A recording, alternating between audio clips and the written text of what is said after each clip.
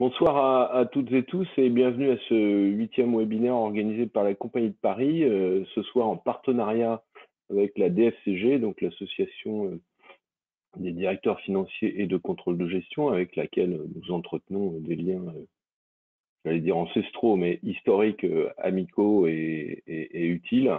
Donc sur le thème de la robotisation des fonctions finance et les adaptations pour l'auditeur de demain. Nous sommes ensemble jusqu'à 18h30 environ. En tous les cas, nous nous efforcerons de terminer, quoi qu'il arrive, avant l'allocation présidentielle, qui, je crois, démarre à 8h moins 5. Voilà. En tout état de cause, nous allons commencer notre webinaire dans 2 minutes, le temps que l'ensemble des participants puissent se connecter. Voilà, c'est comme ça. Pendant ce temps, je vais vous présenter le programme de notre webinaire qui sera animé par notre ami Serge Jablonski, coprésident de la commission audit informatique de la Compagnie de Paris, que vous avez déjà dû remarquer dans nombre de manifestations ou à travers nombre d'écrits, puisqu'il est très prolixe sur tous ces sujets.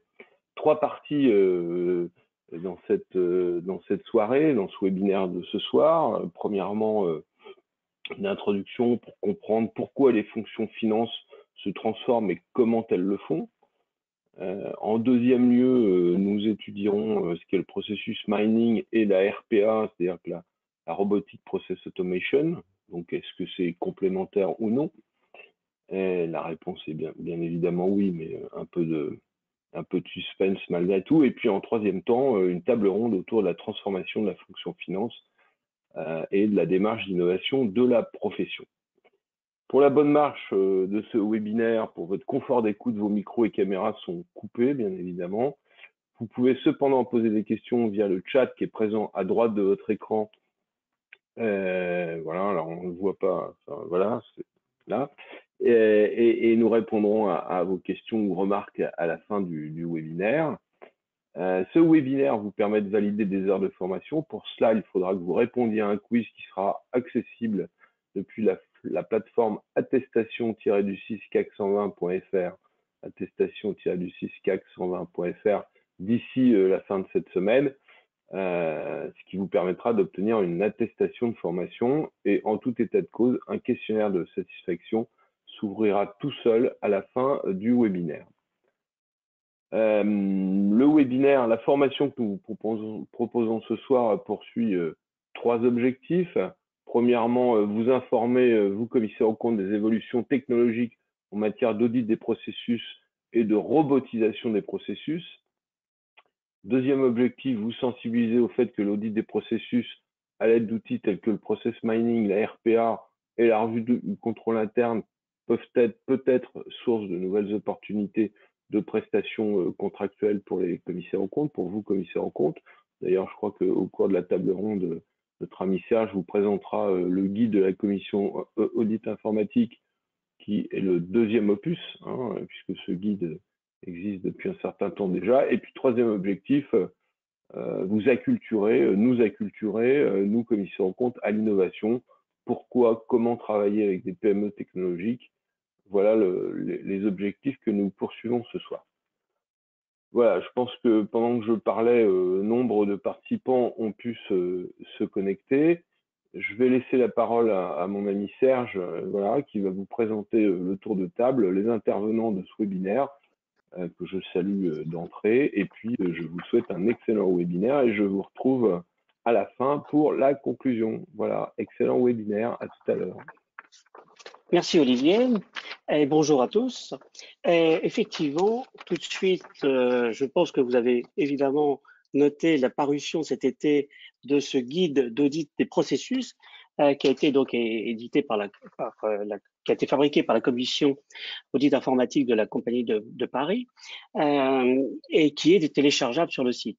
Parmi quelques mots quand même sur la commission, donc cette commission que je co-préside avec Frédéric Burban a d'autres projets aussi sous le coude en ce moment, notamment on veut vous aider et vous pousser à utiliser Power BI et pour ça on va vous diffuser un outil d'analyse de faits. Je vous rappelle que Power BI est dans la suite Microsoft, donc gratuit, et que ça permet d'attaquer les données de manière tout à fait utile pour nous. commissaires aux comptes. Voilà. Autre point aussi, c'est qu'on va mettre aussi une plateforme dans le courant de l'automne en live qui vous permettra d'accéder à des consultants qui sont des auditeurs informatiques auxquels on peut faire appel au cas de renfort sur des sujets techniques. Donc voilà, entre autres, des guides. Mais je vous invite à télécharger ce guide, à le regarder. Et c'est le sujet du jour aujourd'hui. Alors, le guide du processus, notre guide est très axé sur d'abord la cartographie des processus, comment on fait une cartographie de processus, et quels sont les composants des macro-processus de gestion classique, et aussi pour chacun de ces macro-processus, quels sont les points clés de contrôle interne pour que le commissaire aux comptes puisse effectivement attester du contrôle interne. Là, aujourd'hui, nous allons aller bien au-delà du contrôle interne, si je puis dire, puisque on va vraiment travailler sur la performance des processus de gestion.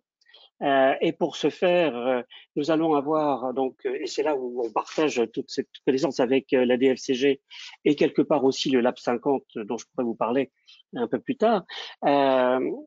Et donc, pour parler de cette performance des processus et de l'automatisation de ces processus qui est en train de se produire, Armand Angeli, qui est président du groupe à la DFCG pour tout ce qui est centre de services partagés, RPA et automation intelligente, qui va nous brosser le décor en fait. Ensuite, on aura Elmeli Tayeba qui va, lui, nous montrer en pratique qu'est-ce que c'est que les outils de RPA, comment est-ce que cette robotisation des processus est outillée.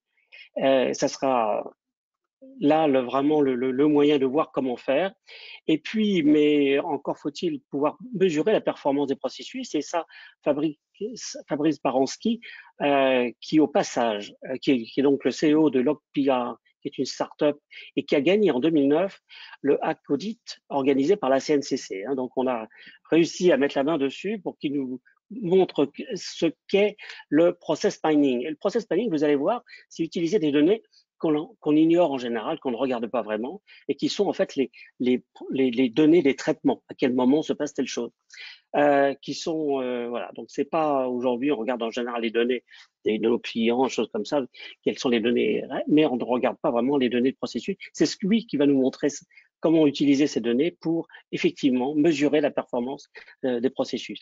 Voilà, je vais pas m'attarder davantage sur tout ça. Je pourrais revenir après en fonction de vos questions, si vous en avez, et autour de la table ronde, notamment sur comment le commissaire aux comptes peut se positionner sur tout ça. Je passe tout de suite la parole à Armand Angeli. Armand, je te laisse agir. Eh bien, Armand te remercie. Bonsoir à tous et à toutes. Tout d'abord, en mon nom et au nom de la DFCG, un grand merci à Olivier Salustro, à la compagnie, pour votre invitation pour ce webinaire. Donc, pour ceux qui ne me connaissent pas, donc moi, j'ai un long parcours de management opérationnel et dans la finance, l'audit interne et même d'ailleurs comme associé dans un de vos cabinets. Et effectivement, donc, étant un ancien de la finance, je suis membre de la DFCG, DFCG qu'on ne présente plus avec ses 3000 membres, et nous fonctionnons par groupe de travail, et moi j'anime donc le groupe international, mais aussi le groupe qu'on a rappelé groupe CSP RPA AI, comme l'indiquait Serge, ce qui montre bien donc le passage des CSP vers la robotisation, puisque les CSP sont un terreau fertile pour l'automatisation. Et par ailleurs, je dois aussi dire que ce groupe CSP RPAI, on a démarré il y a quelques années, on était une dizaine, et maintenant on est plus de 400 membres et non membres d'ailleurs de la DFCG, vous êtes tous invités, ce qui montre bien encore une fois l'intérêt pour la transformation digitale. Alors justement, si on passe à la slide peut-être suivante, pour vous dire qu'en fait, il n'y a pas une direction financière, pas une entreprise, qu'elle soit PME, ETI ou grande entreprise, qui ne soit intéressée par l'automatisation, la standardisation, l'harmonisation des processus, comme l'indique cette étude annuelle que nous faisons, nous, DFCG, avec PwC, et nous aurons la prochaine le 16 décembre lors de notre congrès national auquel vous êtes aussi invités. Donc tout le monde est intéressé. Et donc la slide suivante. Donc non, avant s'il vous plaît. Voilà, donc aussi pour vous dire qu'on souhaite optimiser les processus, quels qu'ils soient d'ailleurs, sur tous les cycles fournisseurs, clients et même la clôture. Donc vous voyez là donc les activités qui sont les plus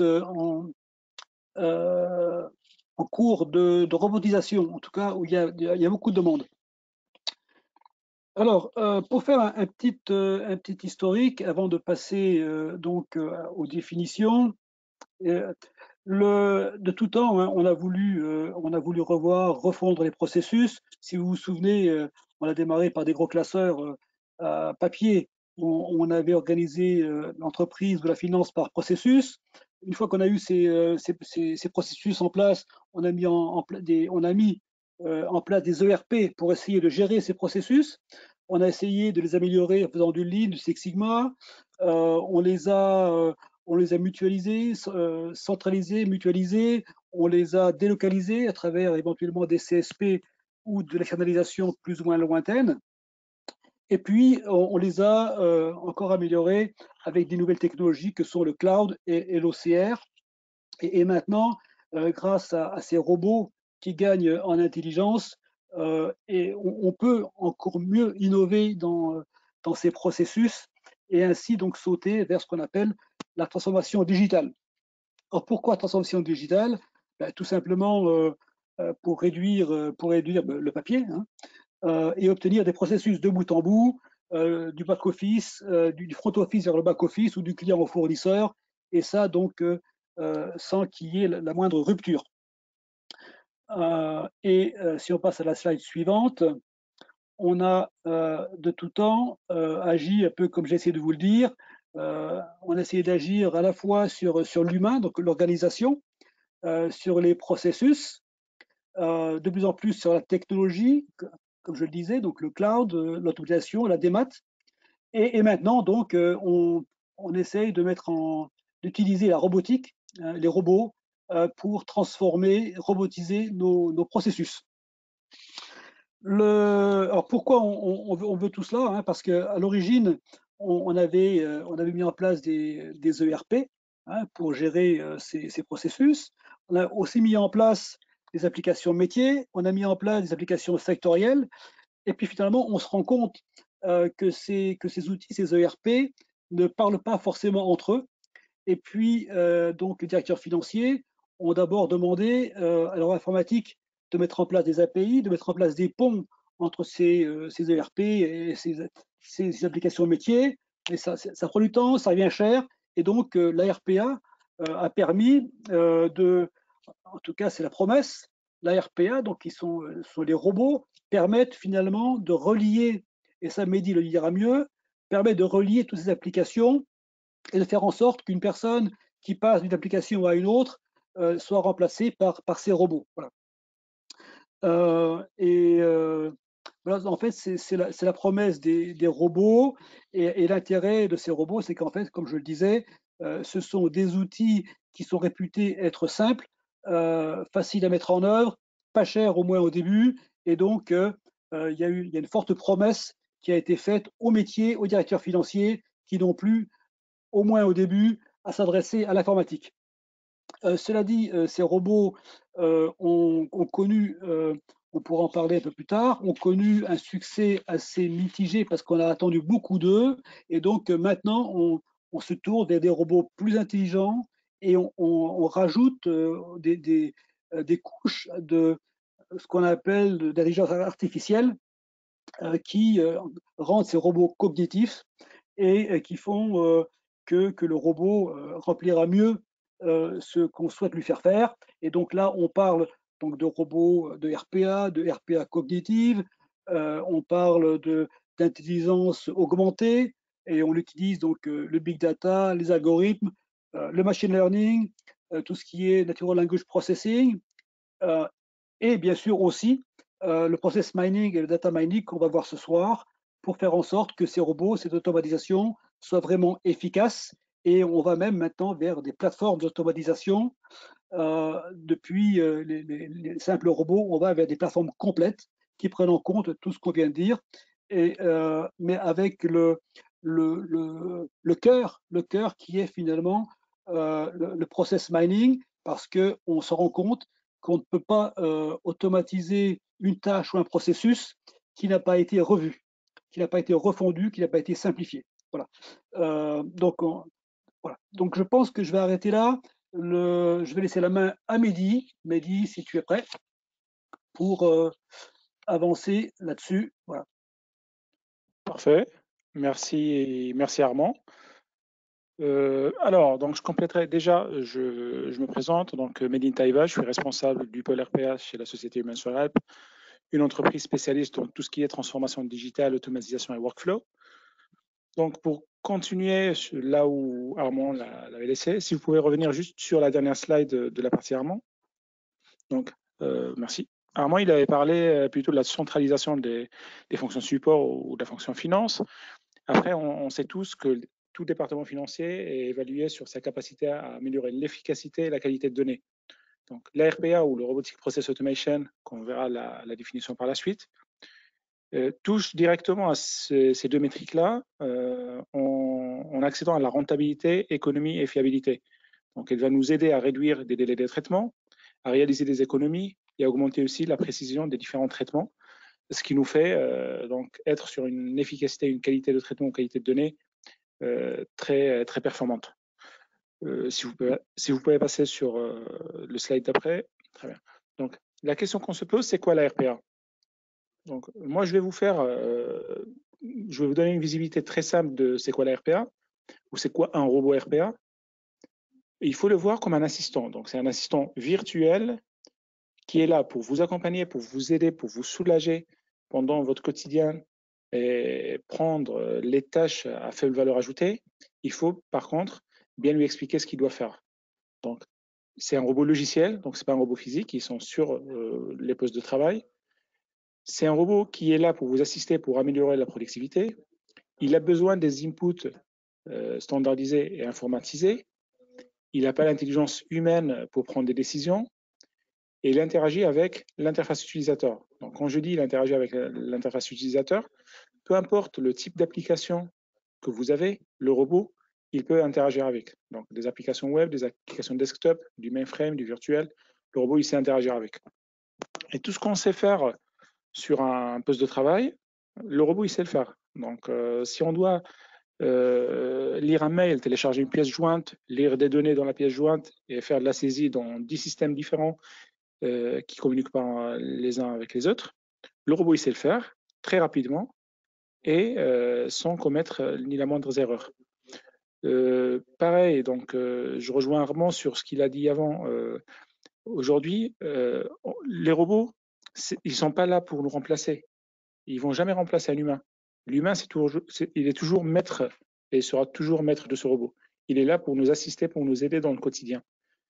Et suite à des remarques ou à des études, on a vu qu'aujourd'hui, on passe 80% de notre temps à aller chercher de la donnée et 20% à l'exploiter, à faire notre analyse intelligente et à exécuter les différentes actions sur les différentes données.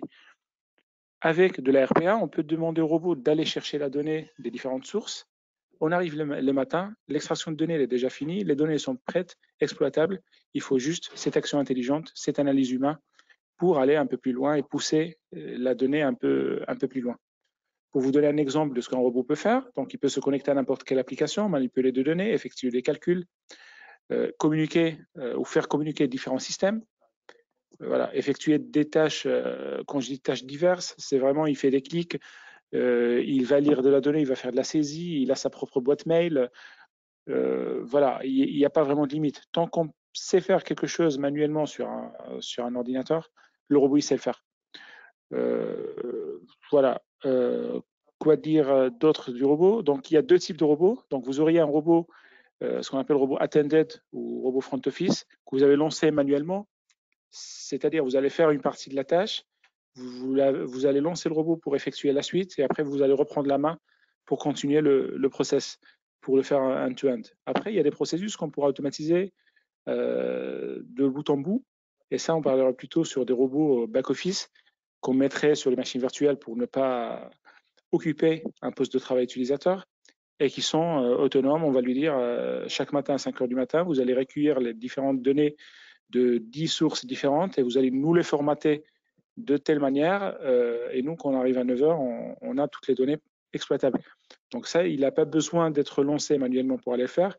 Il va le faire tout seul à 5 heures du matin. Il va vous envoyer juste le rapport ou bien il va vous déposer les différentes données bien formatées dans l'emplacement que vous lui dites. Donc voilà. Donc le robot, il peut faire tout ce qu'un humain sait faire sur son poste de travail. Si vous passez sur le slide suivant.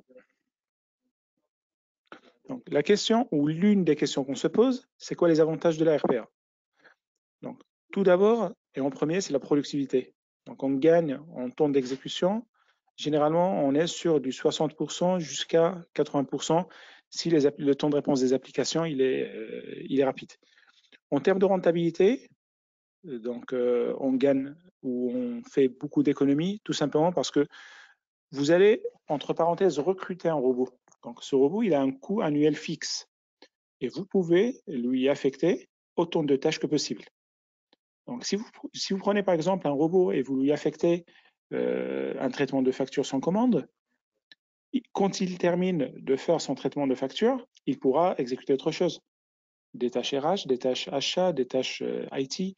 Il est expert dans tous les métiers. La seule condition, c'est qu'on lui explique bien qu'est-ce qu'on veut automatiser et qu'est-ce qu'il doit faire. Donc, le même robot, il va vous assister sur les différentes tâches ou les différents process que vous avez. Donc, vous allez optimiser le coût annuel de ce robot-là. En termes de contrôle interne, donc le robot, par défaut, il va tracer toutes les actions qu'il fait. Je me connecte à SAP, j'exécute cette transaction, j'exporte les résultats, voilà. Donc, il va tout tracer par défaut. Après, nous, on peut le personnaliser pour rajouter des traces ou des logs que nous, on veut rajouter pour les exploiter avec des outils qu'on verra, par exemple, par la suite, Process Mining. Mais on peut rajouter des logs exploitables personnalisés. Vos équipes, ils vont se concentrer sur les tâches à valeur ajoutée ou bien ils vont travailler autrement, on va dire. Les tâches à faible valeur ajoutée, ils vont les confier à leur assistant et le reste, là où il y a vraiment de l'intelligence humaine à mettre en place, ce sera toujours des tâches humaines. En termes de conformité, le robot, il ne se fatigue pas en faisant de la saisie, il ne se fatigue pas en faisant des calculs. Donc, peu importe s'il fait de la saisie depuis 24 heures sans arrêt, il ne va pas faire des erreurs, il n'est pas fatigué, il va suivre toujours les règles qu'on lui a définies au début. En termes de disponibilité, donc vous avez un robot qui est disponible tout le temps, donc 7 jours sur 7, 24 heures sur 24, pas de congé, pas de maladie, voilà, donc, pas de télétravail, il est là tout le temps. En termes de flexibilité, on ne vous demandera pas à préparer une infrastructure pour le robot. Le robot, il s'adapte si vous êtes en premise, si vous êtes sur le cloud. Le robot, il s'adapte, il n'y a pas de contrainte à ce sujet-là. Voilà, si vous pouvez passer sur le slide suivant. Voilà. Donc, la question qu'on se pose, quel processus je dois automatiser? Il y a plusieurs critères. Dès que vous avez un ou plus parmi les critères que vous voyez, vous pouvez déjà commencer à parler d'idées d'automatisation, bien candidat à l'automatisation. Donc, si on a un processus où on a un volume élevé de données à traiter ou à saisir ou à migrer, donc c'est un bon candidat à l'automatisation. Si on a un processus où la charge de reprise suite à erreur est importante, ou bien c'est un processus où on a des couches de vérification pour vérifier la conformité de nos données ou de nos traitements, donc c'est un bon candidat automatisé. Il faut absolument avoir des règles métiers définies. Si les règles métiers ne sont pas définies, il faudra faire des ateliers d'optimisation du processus pour standardiser le processus avant l'automatisation. Parce que le robot, il ne peut pas prendre une décision si on ne lui a pas appris comment prendre cette décision. Donc, il faut absolument bien définir les règles métiers. Si vous avez un processus qui vous prend une charge de traitement importante, donc vous pouvez le confier à un robot ou à un assistant. Bien évidemment, si vous avez des processus où vous allez faire des économies ou faire des gains financiers, c'est directement un bon candidat à automatiser. En termes de données sensibles, moi, j'ai tendance toujours à dire vaut mieux confier des données sensibles à un robot qu'à un humain. Donc, un humain, on trouvera toujours des, des personnes qui vont pas bien manipuler, on va dire, nos données, parce qu'ils savent que c'est une date de naissance, ils savent que c'est une adresse, ils savent qu'est-ce que chaque donnée veut dire. Le robot, il n'a pas cette interprétation. Pour lui, c'est de la donnée qu'il va traiter, il ne va pas la garder en mémoire, il ne fait pas de stockage, il fait juste du traitement. Donc, si le robot il doit lire des actes de naissance et faire de la saisie pour générer un document, il va le lire, il va faire de la saisie, mais il ne sait pas qu'est-ce qu'il a lu. Il ne sait pas s'il a lu des adresses, des lieux de naissance, des dates de naissance, des noms de personnes. Voilà. Il ne fait pas la différence entre une donnée A et une donnée B.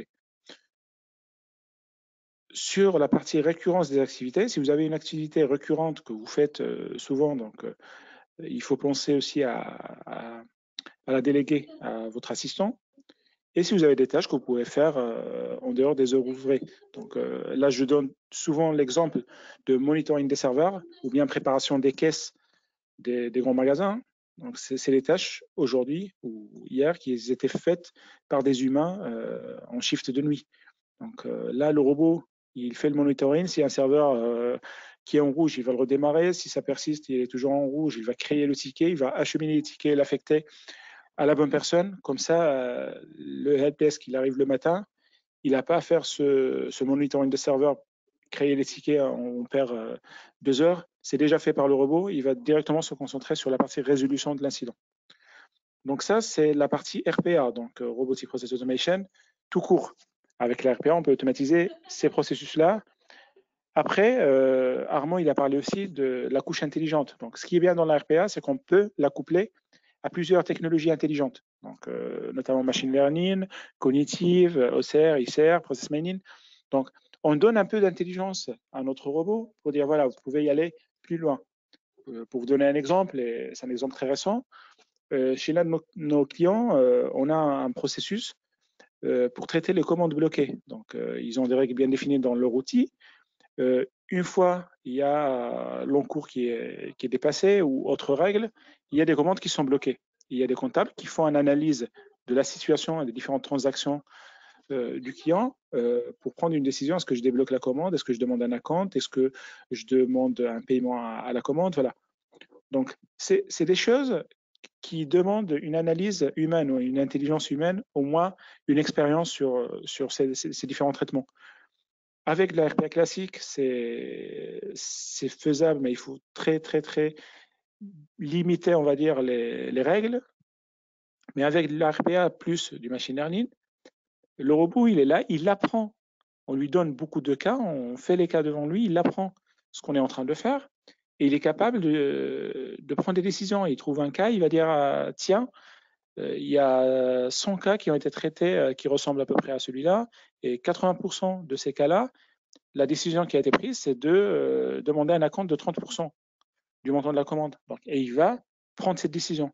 On peut aller plus loin et lui dire si le taux que tu as est plus de 80%, tu prends la décision. Si c'est entre 80% et 50%, tu demandes que ça soit traité manuellement. Si c'est moins de 50%, tu bloques.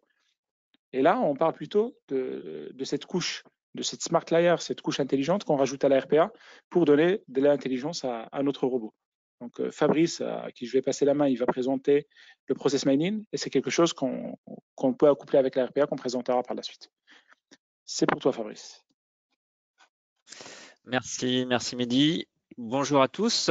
Donc, je vais commencer par me présenter rapidement et puis vous détailler un peu plus ce qu'est le process mining. Donc moi, je suis Fabrice Baranski, cofondateur et CEO de Logpicker, et Logpicker étant une des startups reconnues par Gartner, un grand cabinet d'analyse dans le domaine du process mining, et donc seule startup française du domaine référencée par Gartner. Donc le process mining, je vais l'introduire par cette phrase là qui est affichée dans le slide. Qui est une phrase que mentionne Will van der Ras, qui est le grand gourou du domaine du process mining. puisque c'est lui qui est un peu l'inventeur de cette discipline. Le process mining, c'est en fait analyser les processus simplement à partir des données d'événements, étant des données venant en fait de vos systèmes informatiques. En fait, le principe de base, c'est de se dire, en fait, de plus en plus, quand un processus est exécuté, on le voit grâce à l'utilisation des RPA, on utilise des ERP, on utilise des différentes applications, voire maintenant des applications cloud, et ces applications ou systèmes informatiques laissent des traces des données d'événements. Et donc, le principe de base du process mining, c'est se dire, finalement, le processus, on va l'analyser à partir de ces données, au lieu de le faire comme c'est fait traditionnellement, par interview ou par échantillonnage. Là, on va le faire de manière automatique à partir de données d'événements. Et donc, on change un peu le paradigme de l'analyse des processus, ou l'audit des processus même, tel qu'il est fait actuellement. Là, on va le faire de manière automatique sur l'ensemble de ces données. Parce que quand on veut améliorer un processus, en fait, il faut savoir ce que l'on veut améliorer, d'où l'on part. Donc, on parle beaucoup là de remèdes avec de la RPA, mais si on ne sait pas d'où on part, ça va être un peu difficile à automatiser. Et donc, une partie des initiatives RPA échouent à cause de ça. Le slide suivant pour approfondir ce qu'est le process mining. En fait, là, ce schéma représente comment fonctionnent les techniques de process mining et principalement la découverte des processus. Donc, il y a dans la vie réelle différents intervenants qui vont intervenir, par exemple, pour la facturation, pour la gestion des achats ou dans des banques, gestion de crédit. Tout ça, va se faire à travers l'utilisation de plusieurs systèmes, plusieurs, voire certaines parties par de la RPA, et donc vont laisser des traces dans des systèmes informatiques. Et ces traces, ce qu'on appelle des event logs dans le domaine du process mining, vont être analysés grâce à des techniques de process mining pour vous dire globalement comment fonctionnent vos processus. Et donc, vous procure un modèle, là, tel qu'on peut le voir en point 4, pour vous dire, voilà comment se passe ce processus de manière générale. Donc, c'est le principe de base du process mining et le cœur de l'activité du process mining, à savoir la découverte automatique de process. Si on va au slide suivant, en fait, comment ça marche, c'est que on va aller chercher toutes ces données. Donc, c'est lié aux différentes parties prenantes qui utilisent vos différents logiciels, des ERP, des applications cloud. Ces différentes applications laissent des événements de processus et on va faire la découverte automatique et également aller un peu plus loin que ça. C'est qu'une fois qu'on a découvert le process mining, on va pouvoir faire d'autres choses. On va pouvoir vérifier est-ce que c'est conforme à ce qui devait se passer. Quels sont les points particuliers de congestion où il y a des difficultés, ce qui fonctionne bien, moins bien, et également, troisième partie, proposer des améliorations. Parce qu'à partir du moment où on sait comment ça marche, on va pouvoir plus précisément savoir ce qu'il y a à améliorer. Parce que bien souvent, on améliore que ce que l'on connaît, et donc on va améliorer qu'une petite partie, alors que grâce au process mining, on va vraiment aller améliorer ce qu'il est vraiment nécessaire particulièrement sur les goulets d'étranglement. Donc voilà le principe de base du process mining. Si on passe au slide suivant. Et donc, Lockpicker fait du process mining, mais va un peu plus loin que ça et s'occupe du process mining du futur. C'est-à-dire qu'on fournit, nous, une plateforme innovante de process mining pour observer, analyser, auditer, mais aussi aller un peu plus loin, faire de l'optimisation du processus. On fait tout d'abord une analyse globale.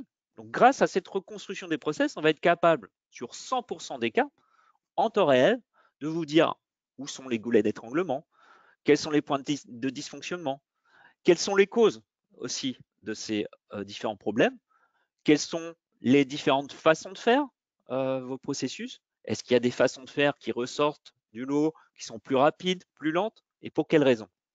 Et donc, ça va vous permettre de faire de l'optimisation grâce à l'identification de ces causes et identifier les gains rapides pouvant être de l'automatisation avec de la RPA, tout en partie avec l'utilisation de ce genre de système, et également en rebouclant de façon constante avec des outils de process mining, vérifier que ceci est bien efficace. Mais Lockpicker va aller un peu plus loin que cela, c'est qu'on va utiliser toute cette matière pour rajouter des fonctionnalités autour de l'intelligence artificielle. Donc, on a parlé de machine learning, de deep learning, etc. C'est des techniques qu'on utilise, nous, pour aussi prédire ce qui va se passer. C'est-à-dire que comme Lockpicker a été capable d'enregistrer les différents historiques de ce qui s'est passé, on va être capable de vous dire, par exemple, sur ce processus de facturation, il est en cours d'exécution et on va être capable de dire ce qui va se passer. Ce qui va se passer sur les prochaines étapes, quand est-ce que ça va avoir lieu, est-ce que ça va bien se dérouler, est-ce que vous allez répéter plusieurs activités et quand est-ce que ça va se terminer. Donc, ça vous permet d'anticiper des défaillances, voire d'utiliser ce moteur de prédiction aussi avec des outils d'automatisation type RPA.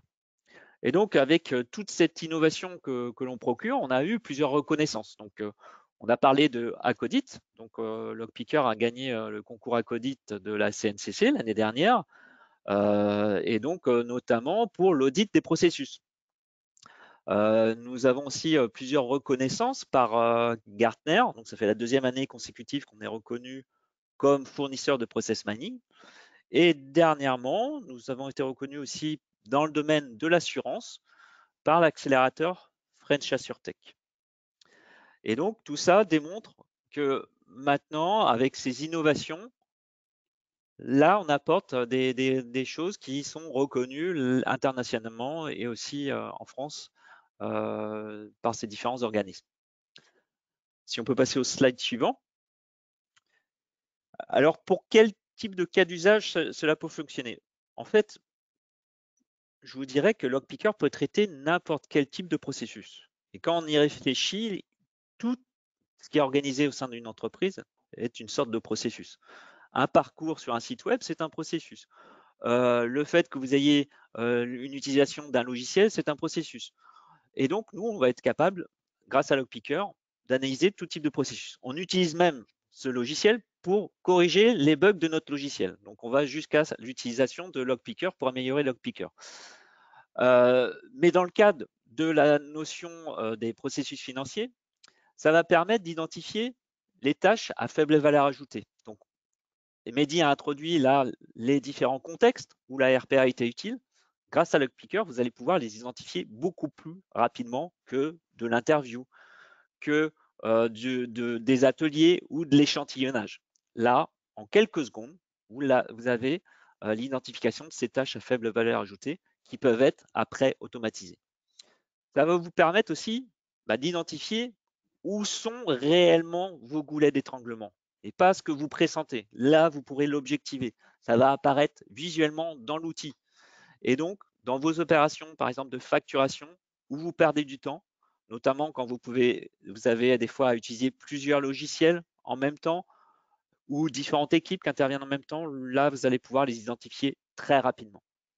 Trouvez aussi les causes de retard, puisque grâce à notre solution qui analyse les causes, on va identifier les causes de ce retard et après, vous allez pouvoir agir. Donc là, agir, c'est soit avec des outils d'automatisation, soit avec une autre organisation. Également, en contrôle sur les cas de fraude, puisque là, on va être capable de faire de l'audit automatique sur l'ensemble de vos processus et vérifier des règles. Vérifier qu'on a bien différentes équipes qui valident, que ce n'est pas toujours la même équipe, etc. Ou vérifier la conformité, c'est-à-dire que mon processus doit respecter un certain modèle. Et donc, ça va vous faire gagner du temps. On a parlé aussi tout à l'heure, introduit par Serge, la notion de cartographie. Et le process mining, c'est une cartographie automatique en fait de vos processus. Donc, en quelques secondes, vous avez cette cartographie, mais pas une cartographie que vous faites tous les 3 mois. Là, vous l'avez de façon constante en temps réel. Et donc, qu'est-ce que ça procure comme gain, in fine? Ça va vous procurer plusieurs gains de performance. En fait, vous allez identifier très rapidement toutes les tâches à automatiser et améliorer aussi le traitement de ces tâches automatisées. Ça va vous éviter des erreurs dans les dossiers, dans les commandes, dans les factures. Et également du temps que vous pouvez consacrer à d'autres projets parce que l'audit, il est extrêmement rapide grâce à notre logiciel de process mining. Et donc, on constate, nous, que le ROI, il se mesure entre 30 à 200% dès la première année, des gains sur les temps de traitement des processus, des gains en qualité, des gains en satisfaction client. Et on peut démarrer très bien sur des process financiers et ensuite aller de plus en plus sur des processus métiers de certains clients qui leur permettent d'améliorer leur processus in fine. Donc voilà ce qu'est le process mining et les gains procurés par ce type de technique qui donc commence à pénétrer en France. Fabrice, une question. Les données d'événements, on les trouve facilement? Moi, je veux bien qu'un ERP les fournisse en standard, c'est toute la traçabilité qu'il y a des événements. Est-ce que, d'une manière générale, les logiciels dans les entreprises ont tous des données d'événements suffisantes pour faire du process mining? C'est une très bonne question. Effectivement, les ERP sont une grande source de ces sources d'événements, de processus, mais il y en a plein d'autres. En fait, ça peut être dans certaines informations peuvent être sur des logs techniques d'un site web. Certaines informations peuvent être contenues dans des données d'application. Et il y a tous des gisements qui sont inexploités. Ça peut être même dans des mails. Prendre ces informations sur les processus que l'on labellise avec des techniques de machine learning, etc. Et on les consolide pour avoir cette vue d'événements de processus. La grande source étant sur les processus financiers, les ERP. Une question dans la salle. Les résultats en quelques secondes grâce à LogPR. Combien de temps pour paramétrer l'audit, l'outil? Alors, le paramétrage, c'est sur ce qu'on appelle, nous, la phase labellisation de ces événements de processus. Cette labellisation, en moyenne, elle prend une semaine. Mais on a des cas en un quart d'heure. Hein, on a pu l'avoir fait quand on est exclusivement sur des données de RP, c'est extrêmement rapide. Et après, par contre, l'audit et la conformité se font de manière automatique. Donc, en quelques secondes. D'accord. Et tous les ERP connus et courants sont d'ores et déjà quasiment accessibles? Alors, la plupart, les plus grands, on a des connecteurs. Nous, on dispose de plus d'une centaine de connecteurs sur différents systèmes, dont les ERP les plus connus. Après, quand c'est des ERP un peu plus hétérogènes, il y a toujours moyen d'accéder à différentes sources de données. Souvent, c'est géré avec des bases de données ou se rapprocher auprès de l'éditeur pour se connecter. D'accord. Donc, à la limite, dans le sens, on commence par le process mining et après on passe au RPA, c'est ça? Comment vous travaillez ensemble? Est-ce que vous repassez la balle dans ce sens-là ou dans l'autre sens ou Alors, justement, c'est voilà. le slide suivant. Donc, l'enchaînement est parfait. Si vous pouvez passer juste sur le slide suivant. Voilà. Donc, tu veux commencer, Fabrice? Je commence. Je vais commencer sur la phase amont, justement.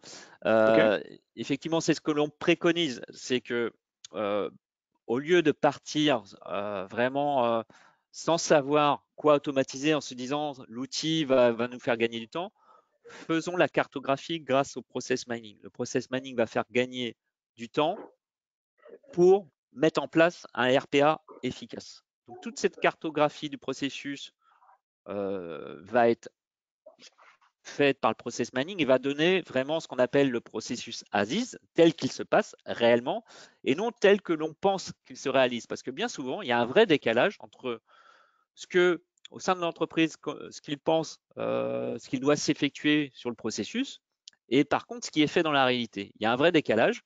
Avec le process mining, on ne peut pas tromper. Et donc là, on a quelque chose de façon objective. Et moi, c'est ce qu'on préconise, c'est de démarrer par le process mining pour faire une RPA efficace dans un premier temps. Je te laisse Très bien. continuer, Mehdi. Parfait. Donc, moi, je vais vous parler plutôt de comment ça se passe, la partie cartographie, assessment sans process mining et comment ça se fait avec le process mining. Donc, sur le process mining, un métier a une idée d'automatisation ou bien un scénario qui pense être un bon candidat à l'automatisation. Il nous exprime le besoin et il y a un travail de business analyst, un travail d'assessment qui est fait où le business analyst va faire quelques ateliers avec le métier pour dérouler le scénario, pour l'enrichir avec d'autres scénarios, d'autres exceptions, poser les bonnes questions, récupérer les bonnes informations. À l'issue de ces différents ateliers, il va cartographier l'ensemble du processus pour dire, OK, on a notre processus, on va l'automatiser. Est-ce que vous validez cette cartographie? C'est bon, est-ce qu'on automatise ça? C'est bon? OK, on procède à la partie automatisation RPA. Qu'est-ce qui peut se passer? On peut oublier des cas exceptionnels qu'on ne rencontre pas fréquemment. On peut ne pas avoir tout le scénario, on va dire, de bout en bout. Soit on ne pose pas la question, soit le métier il oublie de nous préciser une exception connue qu'on sait gérer ou qu'on sait traiter. Et quand on commence le développement, on fait les tests, on se retrouve avec ce scénario-là. Et donc, on doit remettre à jour la cartographie, rajouter un chiffrage au cas où. Voilà. Avec le process mining, déjà, on va solliciter le métier beaucoup moins. Donc, on va pas mobiliser pendant plusieurs ateliers.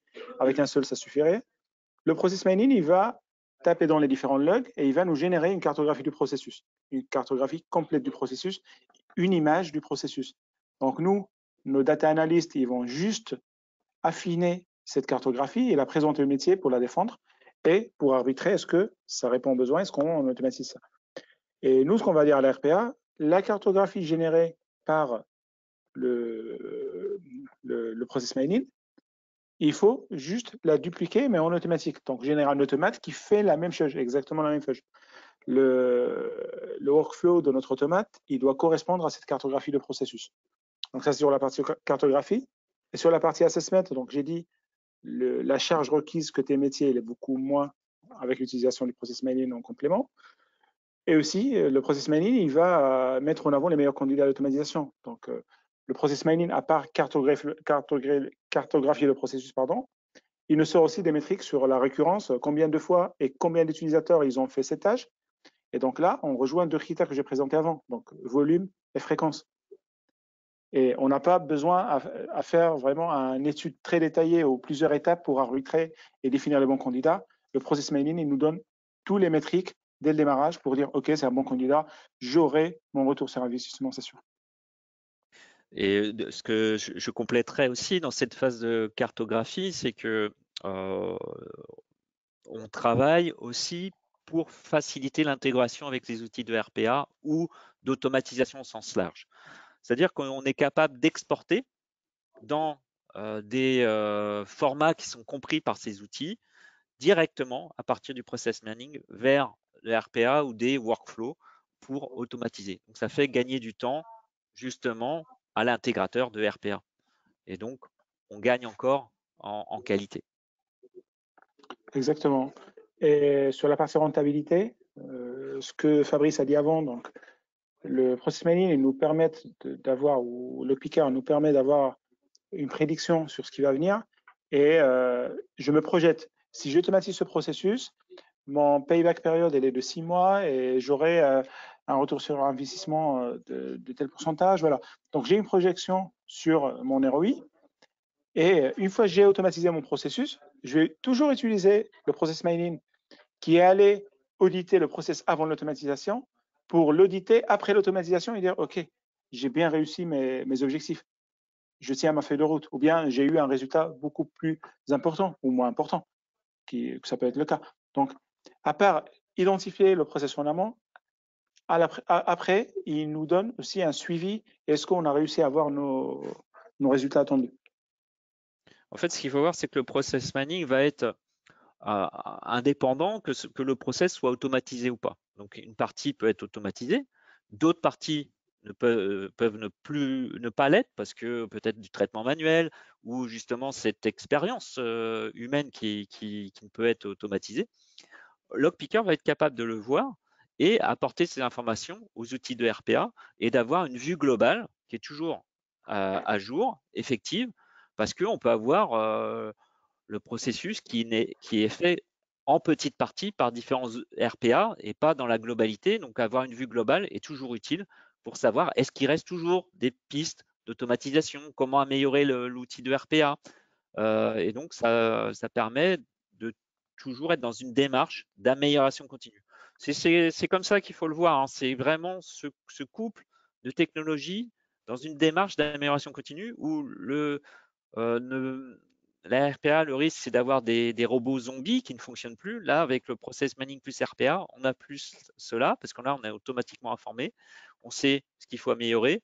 On sait comment améliorer les prochaines versions de robots.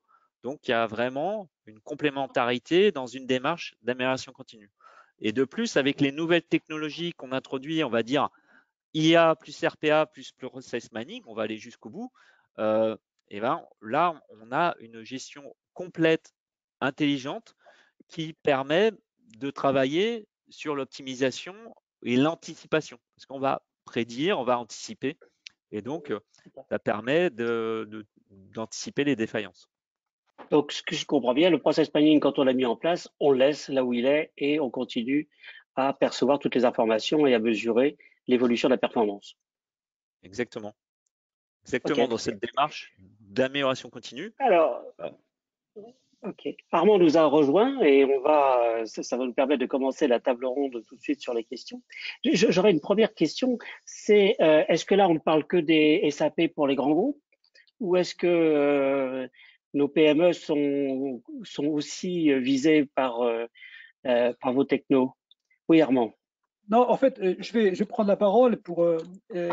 En fait, je voudrais juste réagir sur ce qui a été dit précédemment. On a un vrai retour d'expérience dans notre groupe qui est que quand on essaie de mettre en place de la RPA trop vite, trop simplement, ça ne le fait pas et on n'a pas la réduction, on n'a pas l'amélioration, on n'a pas le ROI, on n'a pas l'amélioration souhaitée. Et parce qu'en fait, principalement parce que on a voulu automatiser un processus qu'on ne connaissait pas. Donc, on est venu du RPA vers le process mining pour faire en sorte qu'on puisse ensuite donc mieux automatiser.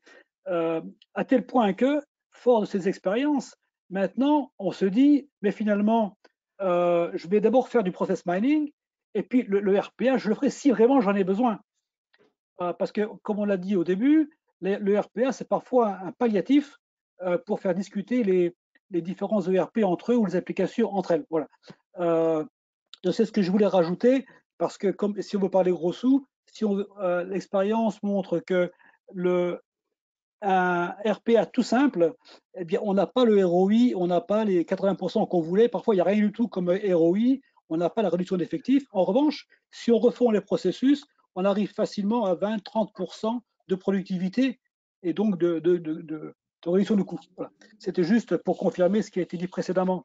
D'accord, très bien. Et pour répondre à la question, en tout cas, je vais être le premier à répondre puisque j'ai la parole. L'expérience aussi montre que il y a un vrai engouement pour l'automatisation, pour la RPA, et donc toutes les entreprises veulent s'y mettre. Et donc, effectivement, on a commencé par les grandes entreprises, mais on se rend compte petit à petit que si on n'a pas une vraie gouvernance de RPA, ça peut revenir très cher.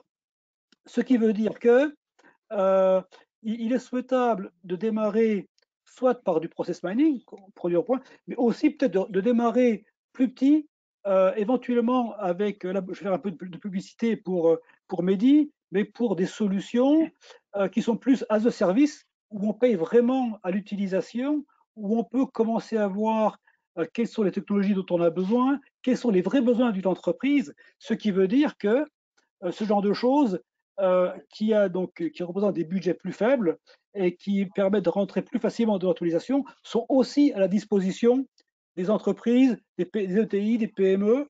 Et là, donc, pour rebondir directement sur la question, je pense que voilà. Donc, il y a une vraie démocratisation recherchée de l'automatisation parce que la RPA, ça, on considère que c'est une baguette magique qui va tout faire. Donc, tout le monde veut en faire. Voilà. Fabrice, une réaction sur la démocratisation des… Tout à process fait. mining et de la RPA? Je vais compléter cela parce que c'est exactement dans ce cadre-là que on a candidaté à Codit en fait.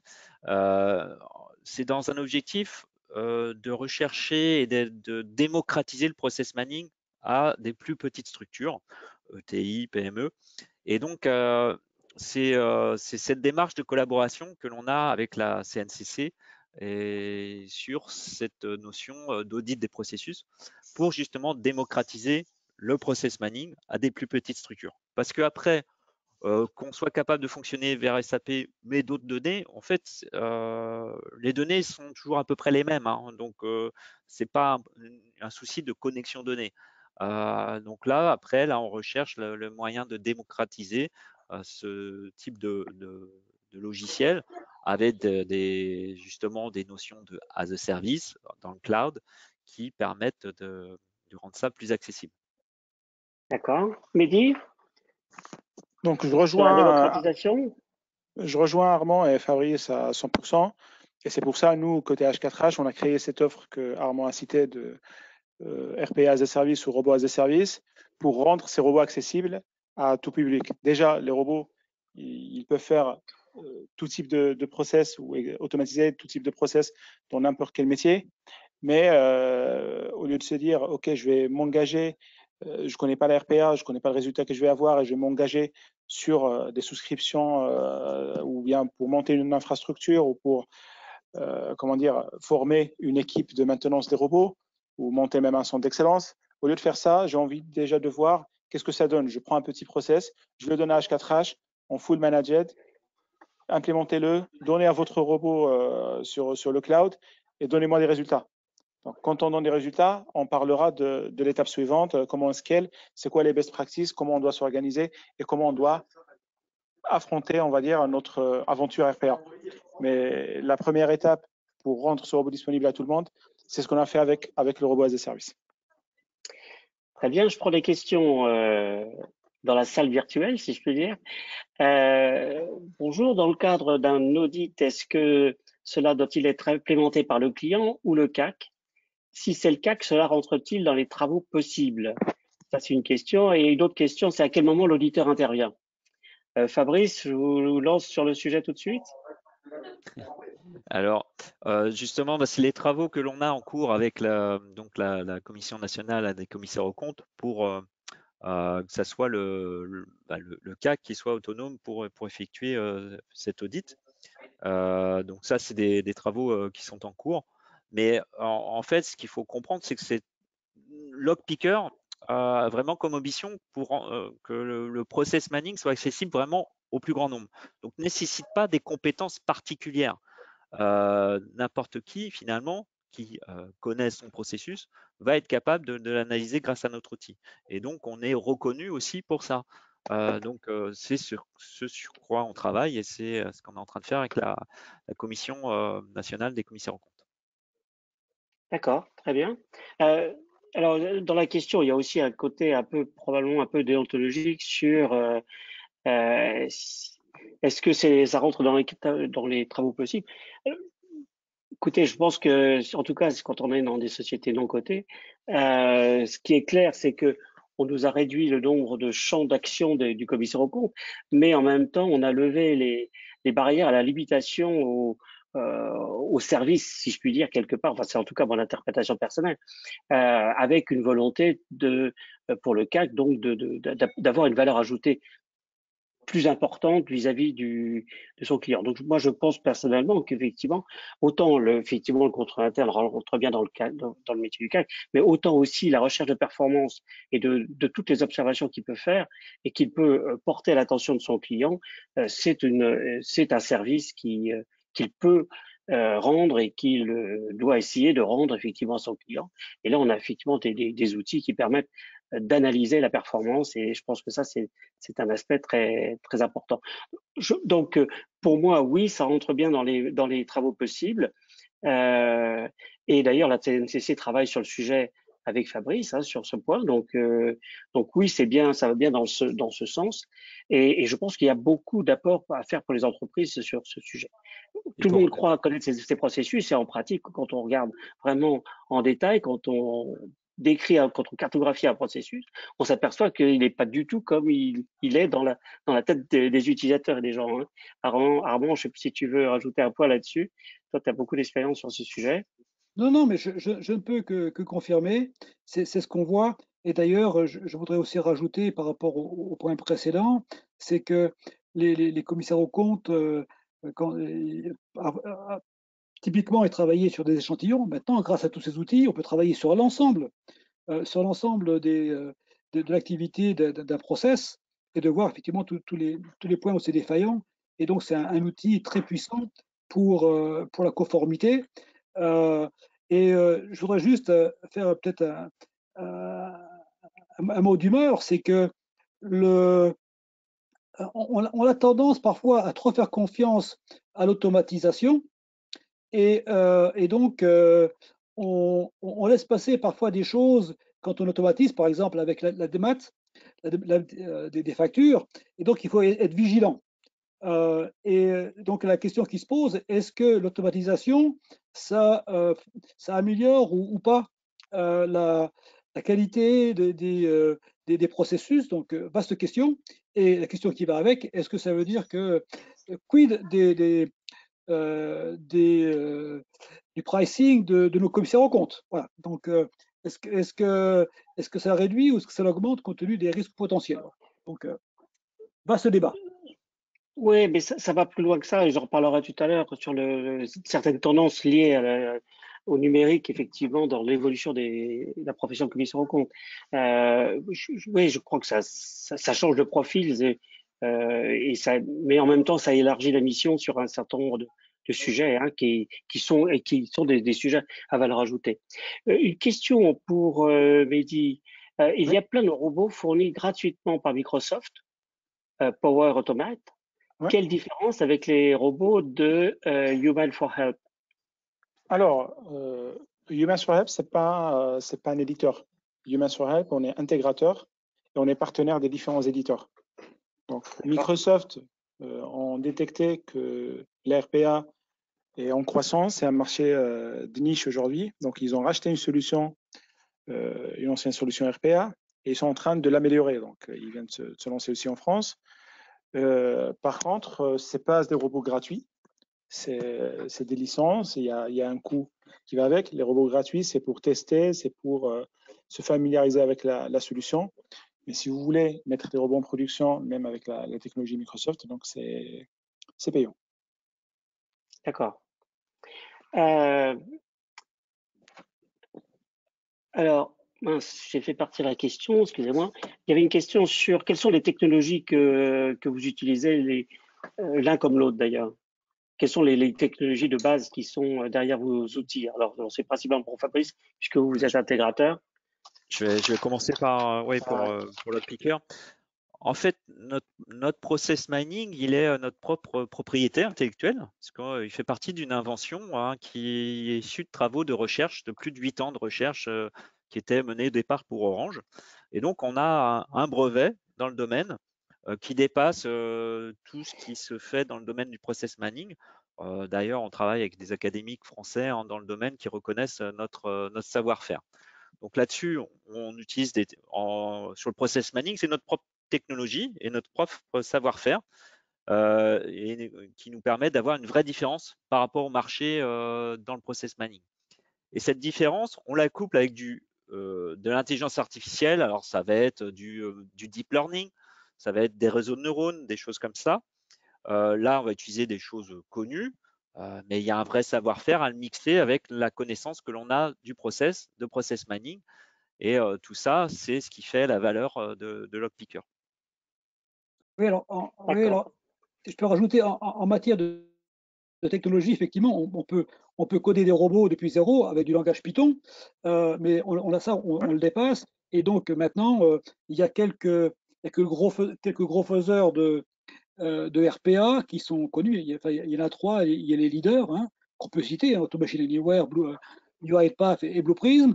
Après, ces gens-là, quand on veut coupler ça avec du cognitif, eh bien, donc on a du process mining. Après, on peut avoir aussi des outils, parce qu'on n'en a pas parlé, mais c'est très important d'avoir des outils qui permettent de structurer les données, parce que la RPA et le process mining, c'est bien, mais si on n'a pas des données de qualité et en quantité, ça ne le fait pas. Donc, on a besoin d'outils qui permettent d'aller extraire des données non structurées et donc les structurer. Et là, on a des outils comme ABI, Antworks, Cofax. Vous voyez, donc, il y a différentes technologies qui, à la fin, ça revient un peu au même, mais on a ces besoins aussi bien de RPA, de process mining, de data mining. Et il y a quelques gros faiseurs qui sont bien connus. Et après, il y en a d'autres. Mais bon, ça, c'est principalement ceux qu'on voit passer. Hein. Exactement. Est-ce que c'est ça ce que vous trouvez sur une solution? Donc nous, comme j'ai dit, on n'a pas de solution RPA, on n'est pas éditeur RPA, on est plutôt partenaire intégrateur des différents acteurs ou différentes solutions RPA, mais on a notre propre plateforme MySmart Automation où vous pouvez avoir des robots RPA, vous pouvez avoir de la blockchain pour certifier vos données, vos documents et autres. Vous pouvez avoir du process mining, vous pouvez avoir de l'OCR, voilà, de la signature électronique. Donc ça rentre dans notre plateforme Smart Automation pour pouvoir délivrer un scope plus global selon le processus identifié à nos clients. D'accord. Je voudrais qu'on aborde un sujet avant de se focaliser un peu plus sur le rôle du commissaire aux comptes, hein, qui est quand même la population qu'il y a dans la salle virtuelle toujours. Je voudrais déjà qu'on parle un petit peu quelle est la conduite du changement dans les entreprises lorsqu'on installe tant du process mining que du RPA. Est-ce que c'est un état, c'est quelque chose d'important ou est-ce que ça se fait de soi-même et ça coule tout seul? Je sais pas, Mehdi? Ouais, je peux commencer. Alors, donc, qui dit robot ou assistant virtuel dit demain on va travailler autrement. Donc, si vous prenez une personne, ça fait 30 ans, qui fait la même tâche, et vous allez lui dire, je vous ramène un robot qui pourra faire la même chose, le premier réflexe, et c'est humain, c'est, il y a un robot qui va me remplacer, je vais perdre mon travail. Donc, il faut jamais aborder le sujet RPA comme ça. Donc, il faut travailler la conduite du changement sur 5 axes principaux. Le premier, c'est bien informer. Donc, la communication, comment j'introduis ces assistants virtuels, même si je peux automatiser le process de bout en bout, je sais que la personne ait la peur pour le fait de perdre son poste, je vais automatiser juste du point A au point B et laisser cette personne piloter le robot, lui déléguer de plus en plus de tâches. Mais c'est cette personne qui pilote, c'est cette personne qui tient le volant et le robot, il est juste un assistant, il ne fait pas autre chose. Le deuxième point important, c'est écouter. Donc, il faut vraiment écouter les différents gestionnaires. Est-ce qu'ils sont réceptifs? Est-ce qu'ils sont prêts à travailler autrement? Est-ce qu'ils veulent se concentrer sur d'autres tâches à forte valeur ajoutée? Ou ils sont vraiment réticents, ils ne veulent pas d'avoir des robots? Donc, bien écouter ses collaborateurs nous permet de sortir les conclusions et bien définir les différents ambassadeurs de la RPA. Il faut adapter notre approche ou notre processus selon l'information qu'on a passée et ce qu'on a écouté, le retour de nos collaborateurs. Et c'est là, on va dire, on ne va pas automatiser tout le process, on va automatiser juste une partie. Le point le plus important pour moi, c'est former et accompagner. Donc, vous allez travailler autrement, mais on ne va pas vous donner un robot et vous laisser vous débrouiller avec le robot. On va vous former, on va vous accompagner pour apprendre à travailler autrement, à utiliser ce robot, à lui déléguer des tâches et voire même à monitorer ce robot. D'accord. Ce que vous décrivez, c'est que ça, quelque part, l'assistance maîtrise d'ouvrage qu'il y a sur tous les projets informatiques, quels qu'ils soient, quelque part. Exactement. Moi, je peux rajouter qu'en fait, encore une fois, quand on pose la question à nos membres, la RPA, en fait, telle qu'elle est implémentée actuellement, en règle générale, n'apporte aucune réduction d'effectifs. Aucune réduction d'effectifs. Ce qui apporte de la réduction d'effectifs, c'est la refonte des processus et globalement, on peut réduire l'équipe affectée à un process. Et pourquoi? Parce qu'en fait, les tâches qui sont vraiment réverbatives dans un collaborateur, l'expérience montre que c'est 10-15% de son temps. Et donc, du coup, la personne ne va pas disparaître. C'est pour ça qu'au début, quand on recevait ces coups de fil des fournisseurs de RPA, on vous disait on va vous réduire vos ETP de 80%, votre personnel affecté à la procédure de 80%. Après, non, ce n'est pas le personnel, ça va être les ETP. Maintenant, on dit, c'est plus les ETP, on va rendre des heures au business. Maintenant, on parle d'heures de réduction dans les processus et non plus de réduction d'effectifs. Alors, ça, c'est ce qu'on constate en règle générale. Alors, soyons précis quand même, quand on a des processus ou des fonctions où il y a plusieurs dizaines de personnes qui font la même chose tout le temps, là, on peut trouver des réductions d'effectifs. Hein. C'est carrément dans les banques, dans les assurances, voire même, tiens, par exemple, un cas très concret, c'est le lettrage des encaissements. Ça, c'est très compliqué. Et il y a souvent des armées qui font ça. Eh bien, quand on met un robot, RPA un peu cognitif, eh bien, on peut réduire les effectifs. Mais en règle générale, le RPA tel qu'il est fait au jour d'aujourd'hui ne réduit pas les effectifs qu'on aurait pu le souhaiter. Voilà. Donc, il n'y a pas d'inquiétude à avoir pour les collaborateurs. Fabrice, vous voulez apporter quelque chose parce que vous attaquez les données, donc vous n'avez pas besoin des utilisateurs. En complément, c'est qu'on fait le lien justement entre les données, l'IT et les utilisateurs. C'est qu'on va être un révélateur.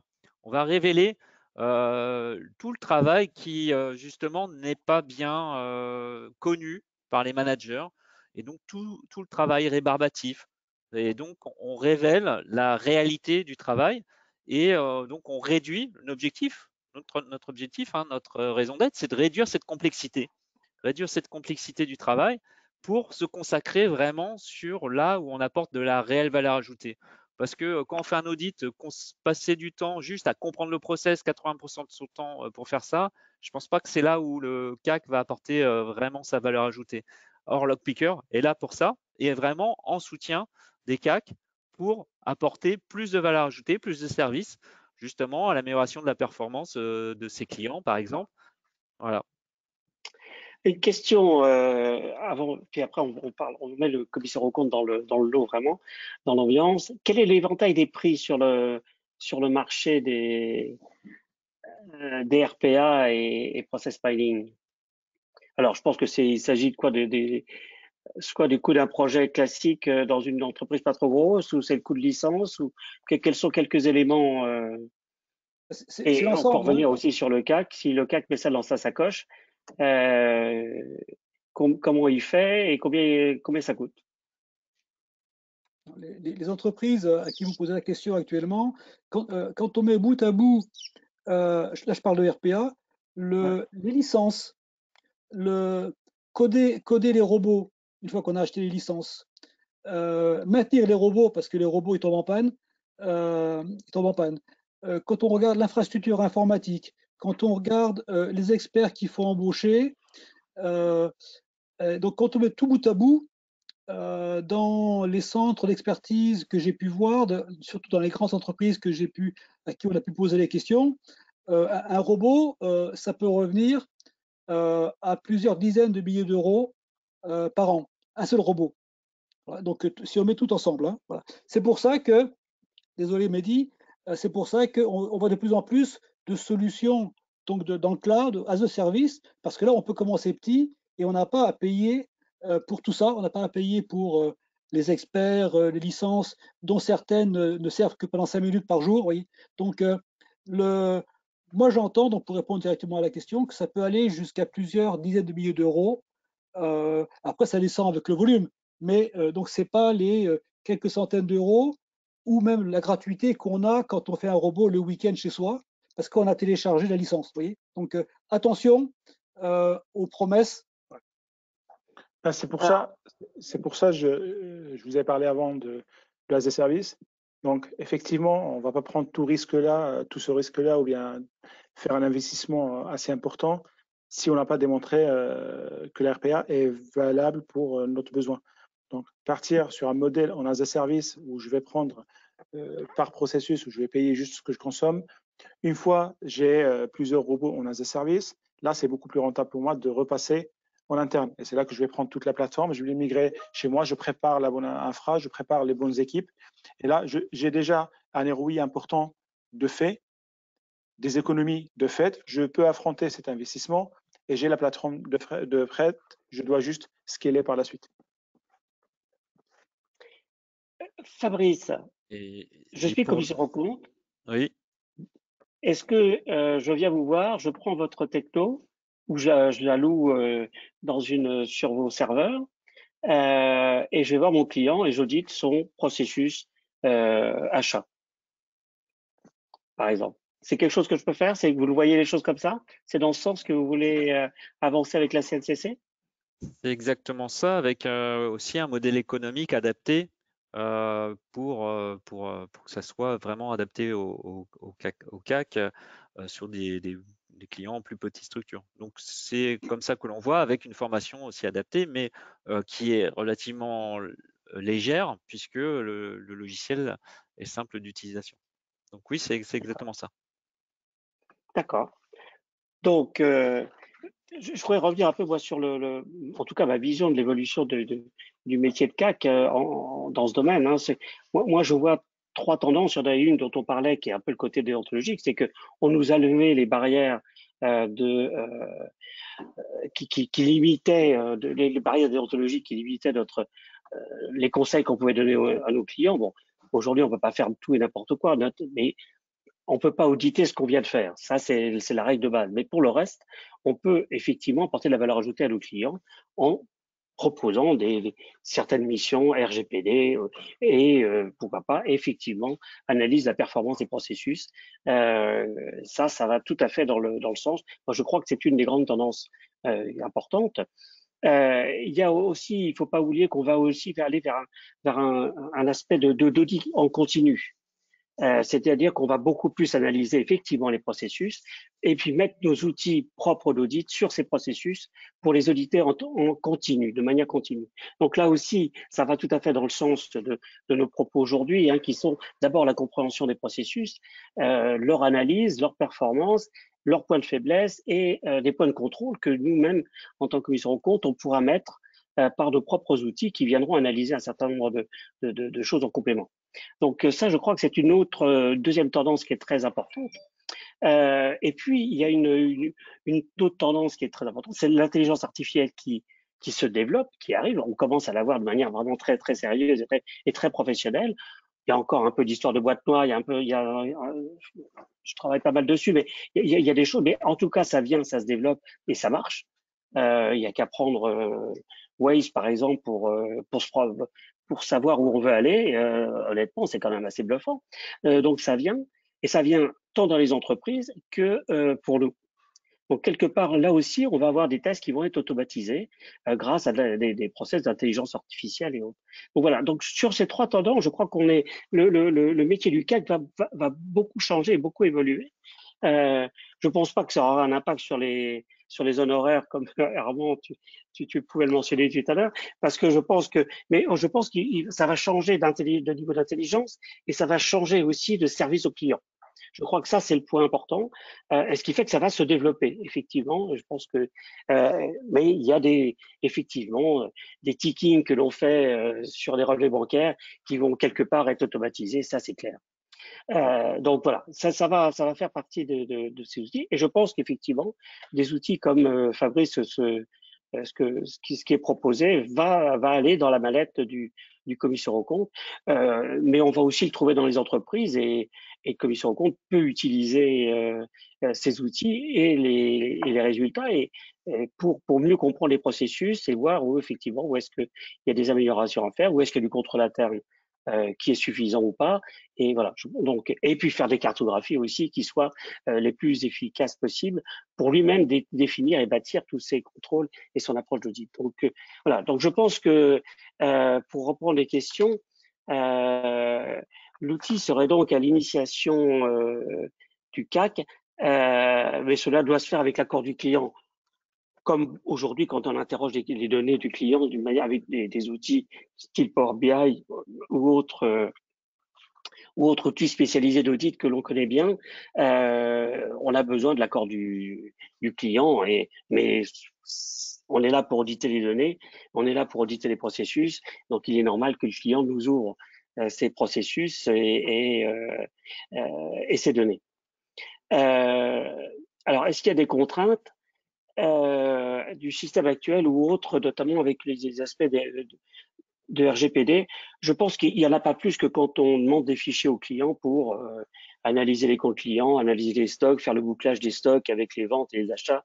Tout ça, ça fait partie de données. D'ailleurs, là-dessus, la compagnie a très clairement défini les rôles, tout ce que l'on met dans notre lettre de mission. On intervient, on n'est pas, c'est pas nous qui effectivement sommes en première ligne. On ne fait que on est un peu dans une position de sous-traitant qui est très bien définie par la compagnie et on n'a pas non plus à informer les utilisateurs des données qu'on brasse, etc., puisque on ne le fait que dans l'intérêt du client et quelque part un peu en sous-traitant du client sur ce type de données. Donc tout ça, c'est assez réglé sur l'aspect de tous les tests d'audit que l'on peut faire aujourd'hui. Donc, pour moi, il n'y a pas de contraintes autres que, bon, il y a toujours des contraintes techniques pour récupérer des données, pour installer des systèmes, pour analyser, pour récupérer les données par exemple, pour utiliser l'outil de Fabrice. On a besoin des données, il faut aller les récupérer, il faut savoir où les trouver.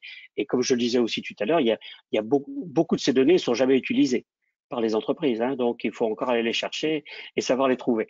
Donc, bon, ça c'est une question technique, mais l'enjeu est là et je ne crois pas qu'il y ait il y a pas de frein ni déontologique ni de réel frein technique pour y accéder lorsque les données existent.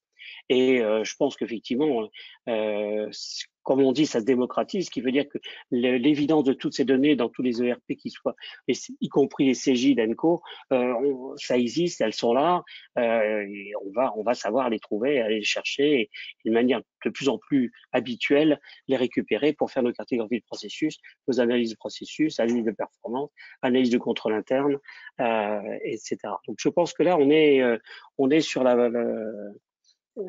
Alors, l'impact financier, je ne sais pas, est-ce qu'on peut avoir des idées de si on fait appel à un système en SaaS, quel va être le coût d'une opération dans une entreprise de taille moyenne pour aller analyser, je sais pas, son processus de vente ou d'achat? Est-ce qu'on peut avoir une idée de ce que ça peut une Alors, fourchette de coûts externes, hormis le temps à passer dessus? nous justement, on est en train de définir un modèle économique lié au volume. Donc, ça va permettre d'avoir cette souplesse de démarrer très petit. Et on est en train de le définir là, un modèle à adapter avec la CNCC. Donc, c'est pas encore totalement figé. Mais l'idée, c'est de te permettre cette souplesse de démarrer tout petit, mais aussi au fur et à mesure des volumes que vous traitez, que donc le modèle économique se calcule, c'est calculé en fonction du volume analysé. Donc, vous pouvez très bien démarrer avec peu de données et au fur et à mesure, vous rajoutez des données. C'est pas le nombre de processus, le nombre de clients, c'est vraiment le volume analysé. Donc, ça rend ça extrêmement souple en fait. D'accord. Ok. Et vous confirmez que les ERP que connaissent et qu'on rencontre dans les moyennes entreprises sont en général tous, ils ont déjà tous des ponts existants avec votre technologie. Quand on parle des Sage, des CJ, d'Enco, tout ça, c'est déjà rodé. On n'a pas tous les connecteurs de la planète, mais lorsqu'il nous en manque un, on le développe très rapidement. Donc, c'est souvent le frein n'est pas technique. Dommage de ne pas avoir ce soir un ordre de grandeur de la facturation. On va parler de quoi? D'un coût externe sur une moyenne entreprise, sur un process vente qui est pas énorme. On va avoir on va parler de quoi alors, en coût de traitement? On va parler de 1000, 5000, 10 000, 50 000 euros, j'entends. Fabrice? Ah, c'était pour moi, pardon. Je croyais que vous parliez de DRPA. Ça, c'est en cours de définition. On va être dans l'ordre des dizaines de milliers d'euros, suivant des moyennes entreprises, avec plusieurs dizaines de process qui peuvent être traités. Ça, c'est l'ordre d'idée. Mais après, il y a sûrement des différentes choses qui peuvent être envisagées sur des plus petites choses pour démarrer très petit et pouvoir grossir au fur et à mesure. D'accord. Ok. Parfait. Merci. Donc, c'est un peu tôt, mais on aura la réponse bientôt. Et je regarde sur les questions. Alors, donc ça, on l'a vu, effectivement. Alors, je crois qu'il y a je pense qu'on a fait le tour. En tout cas, je crois qu'on a récupéré, on a à peu près couvert à peu près toutes les questions. Maintenant, j'ai un autre sujet qui me paraît important, c'est comment nous, commissaires aux comptes assez classiques, on peut travailler avec des startups comme vous êtes. Alors, moi, j'ai vu un peu plusieurs expériences. D'abord parce que le hack audit de la CNCC est un très bon exemple là-dessus. Dans le cadre du Lab 50, je vous rappelle, c'est un lab qui a été lancé par l'ordre Paris-Île-de-France et la compagnie de Paris, la commission de compte de Paris, pour essayer d'anticiper ce que sera la profession dans 5 ans. Hein, et imaginer et se préparer, travailler les outils, préparer les formations et voir les tendances et les profils, etc., etc. Donc, anticiper et les mots clairs. Et là-dessus, on rencontre quelques startups. Il y en a une, par exemple, auquel je pense, qui s'appelle EFO Analytics, que j'ai rencontré avec d'autres confrères, qui fait l'analyse par un algorithme d'intelligence artificielle et en se basant sur des fakes, donc fichiers d'écriture comptable, va essayer de déceler des cas de fraude. Et qu'on a pu tester effectivement et c'est assez intéressant et ça marche pas mal. Donc voilà, c'est un cas. Il y a d'autres. Il y a aussi l'ordre de SPA comptable de Paris qui a lancé Inest, qui teste effectivement, qui accompagne notamment pour bêta tester des outils qui sont lancés par des startups qui concernent effectivement nos métiers de près ou de loin, du style, il y en a une sur l'évaluation, il y en a une sur la budgétisation et le modèle prédictif, il y en a d'autres pour bâtir des business plans, il y en a, voilà. On rencontre, mais quel est votre retour? Parce que c'est vrai que c'est pas facile, on découvre parfois des choses, on dit, mais pourquoi est-ce qu'on ne savait pas avant? Comment on peut, est-ce que vous avez des conseils pour que on puisse travailler, être beaucoup plus proche des startups qui travaillent là-dessus et qu'on puisse les aider et en même temps en profiter? Fabrice Alors, nous, c'est une démarche là qui est enclenchée dans le cadre de la CNCC. Donc, si vous êtes intéressé, vous rapprochez, je ne sais pas de quelle manière, mais avec la CNCC. Et puis, on recherche aussi des terrains d'expérimentation, donc avec des commissaires aux comptes et des clients intéressés pour définir quel serait le futur produit dédié aux commissaires aux comptes. Et justement, l'intérêt de travailler avec une startup, c'est aussi l'aspect co-construction, c'est-à-dire construire ensemble le produit qui vous intéresse, qui sera utile pour vous et répondre à vos usages. Donc, c'est vraiment ce que l'on est en train de construire avec cette démarche d'Ac-Audit, alors qu'elle a pris un peu de retard avec le confinement, etc.